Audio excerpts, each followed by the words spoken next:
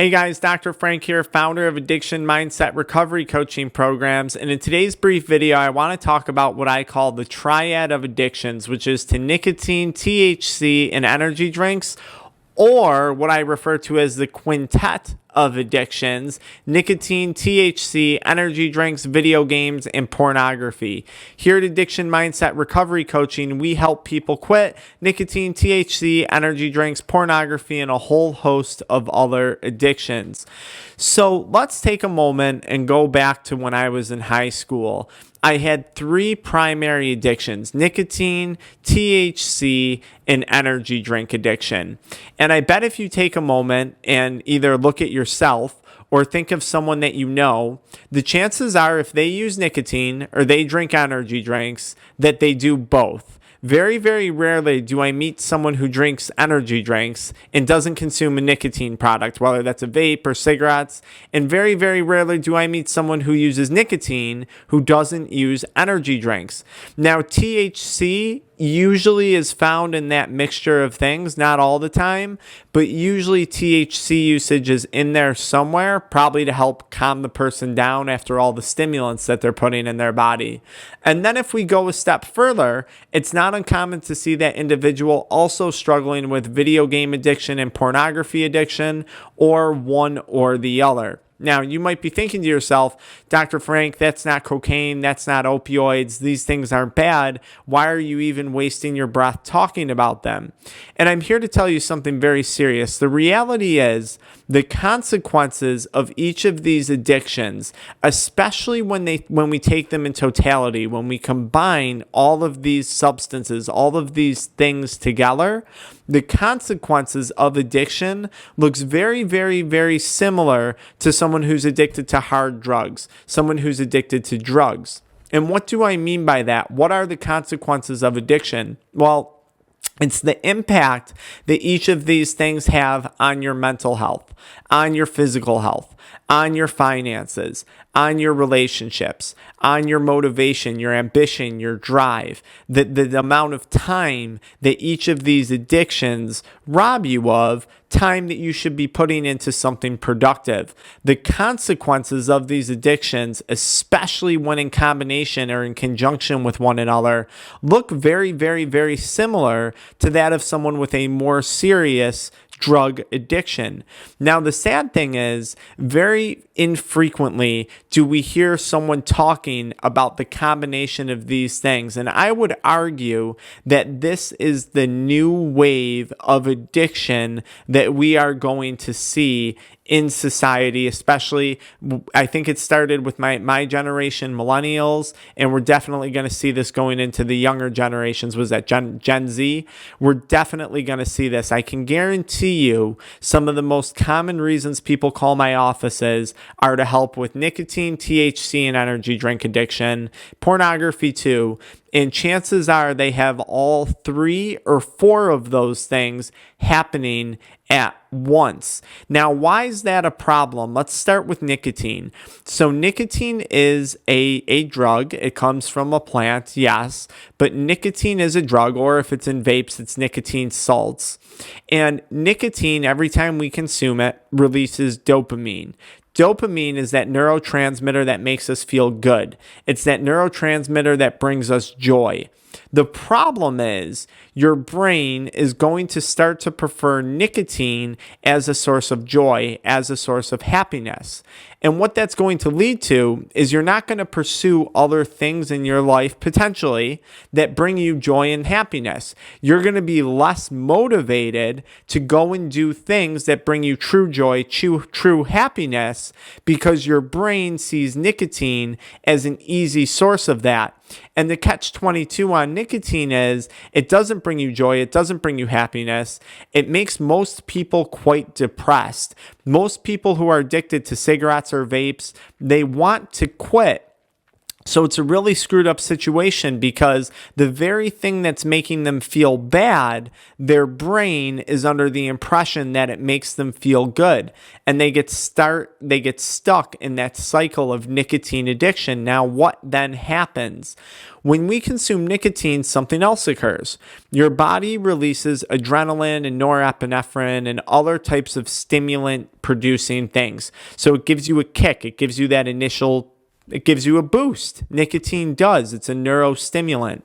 The problem becomes when you're releasing adrenaline over and over again, when you're hitting your vape, a bunch every 30 minutes, every 60 minutes during the day, you're constantly spiking your adrenaline levels, which when you do that over and over again, eventually it's going to lead to a point of exhaustion. It's going to lead to a point of fatigue.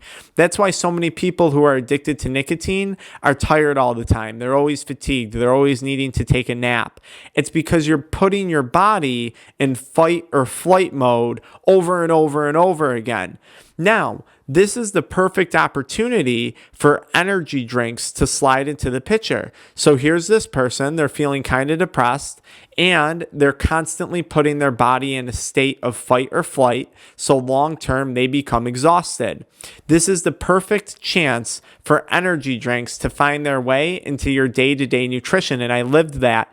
Monster White Label, that was my go-to can after it replaced the Monster Black and Blue Label, low sugar to no sugar.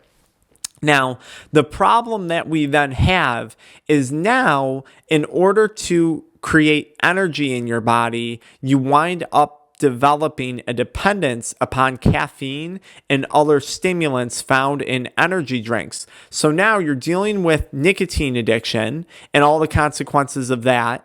And now here you are spending more money, more time, and you become dependent upon energy drinks as something to wake you up in the morning, something to keep you going throughout the day. Because your body is so beaten down, it's not producing those naturally occurring hormones and neurotransmitters to give you energy to get through your day-to-day tasks. So now we have nicotine addiction and we have energy drink dependence. And remember, energy drinks most often have a bunch of sugar in them or hyper sweet flavorings and taste, which that in and of itself can be very, very addicting, that hyper stimulation to our taste buds. So here you are hopped up on stimulants all day long just to get through your day. Now the evening comes around and you need to unwind. You're feeling depressed. You're feeling stressed out of your mind. I would be too. I was going through all this. And you're going to reach for some THC or alcohol to slow everything down. You just need a break. You just need a rest.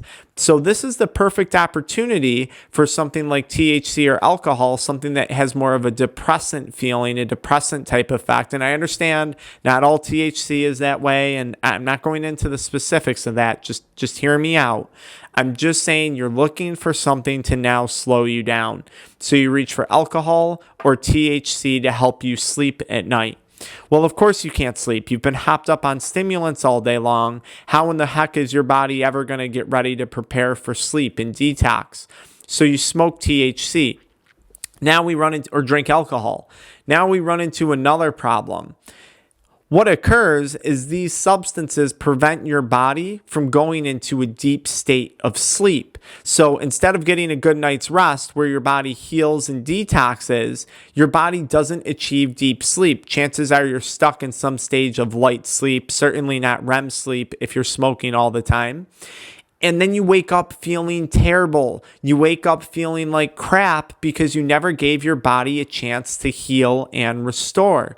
So what's your first inclination? You don't feel good. Your brain knows that dopamine makes it feel better. So you reach for that first hit of nicotine. Now you're tired because you just put your body through that state of fight or flight on top of the fatigue that you have from not sleeping. So you reach for that energy drink. And the cycle now repeats itself over and over and over again. Now, nicotine, caffeine, THC, they all impact the prefrontal cortex and the areas of the brain that are responsible for decision making and impulse control. Now, here you are, you're feeling pretty crappy because you're stuck in this triad of addictions, and your brain is saying, gosh, I want you to feel better. Well, for most people, not many things feel better than, I'm going to say it, an orgasm. So what does that lead to? Pornography addiction. This is the perfect opportunity for porn to find its way into your phone, onto your computer, onto your TV screen, however it is you may or may not view pornography. This is the perfect opportunity for your brain to go seek another pleasure. And there's no bigger dopamine release, well, there is, but not really, than when you have an orgasm. So what do? Now you watch porn. So now you have a mixture of things happening. You get dopamine from nicotine, dopamine from caffeine, dopamine from THC or alcohol, and now we have pornography.